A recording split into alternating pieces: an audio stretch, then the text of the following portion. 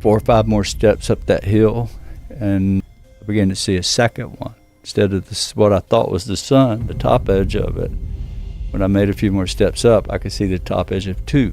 So shock came real quick.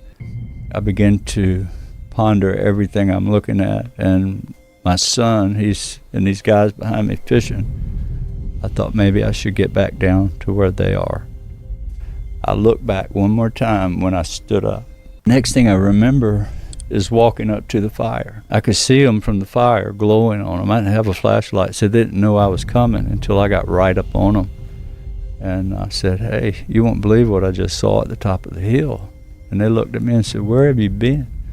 I said, "What do you mean, where have I been? I was just up at the top of the hill just 20 minutes ago." And they said, "No, you've been going all night." And I realized Chris Jr. was missing.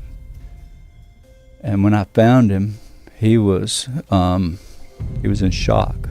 He was laying on his stomach, wouldn't answer me until I almost stepped on him.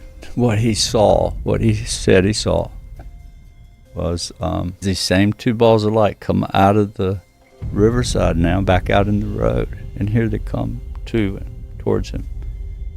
And what he described when I was walking him back to the fire was that these 2 balls of light came all the way to him. The closer he got, the more he got afraid. Then he started hiding, and they got about 15-20 feet from him, and there were 2 little beings about 3 feet tall that had red glowing eyes. And he couldn't shout, he couldn't scream. He was paralyzed the whole time. He was laying there just afraid. These guys were freaked out now. They were really freaked because what I was talking about I'd seen up at the top of the hill, and what Chris Jr. is talking about now, it got him even more distressed. Suddenly, one of the guys shouts, "Look!" And we all look up to the heavens, and it looked like 8 or 9 orbs, like you saw last night. These big, they were white though, they were glowing huge and white.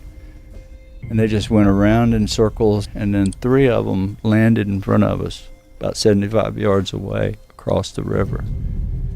And that's when pandemonium set in. Jumped in my truck and took off out of there. And when we got back to the top of the hill, well, those same 3 orbs are sitting there.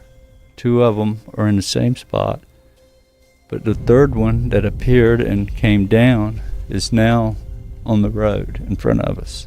We get to the house, and suddenly the dogs start going crazy. So I said, "Junior, I'm going to send Rosie in to whoever's in there. She'll run them out." So I knew I had minutes to see what was in there. So I run up to this to this tree in a full run. So the minute I hit that tree, I turned around to see if Junior was coming behind me, and Junior wasn't there. But what was there? It was 3.5 feet tall. It looked like a child. Head and face was a little different. Definitely wasn't human. This thing was glowing, but it had a dark section that won't glow. It was in the shape of a triangle. Eyes were glowing red. They looked mechanical. And I knew I was in trouble. And I heard this voice say, "You don't understand. We're not here to hurt you. We're here to help you." About that time, Rosie comes out of the woods, and it just vanished right in front of me. Follow for more.